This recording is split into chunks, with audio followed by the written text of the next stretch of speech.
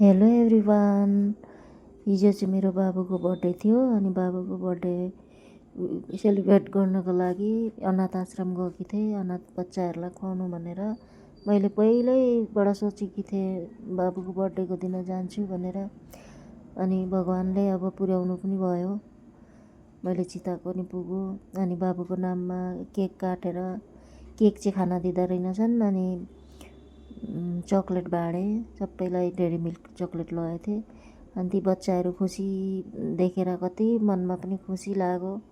मेरो बाबुको नाममा ती अनाथ बच्चाहरूलाई खिलाउन पाएँ मैले, मलाई पनि खुसी लाग्यो। तर के गर्नु, जिन्दगी यस्तै रहेछ।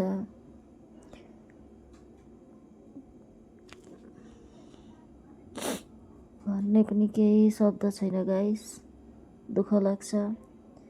तर बच्चाहरूलाई देखेर मनमा शान्ति लाग्यो। मैले चिताएको पुग्यो। मेरो बाबु सधैँभरि यिनीहरूको आशीर्वादले गर्दा राम्रो होस्, राम्रो घरमा जन्म लियोस्, लियो पनि होला। हुन्छ त गाइस, बाई बाई।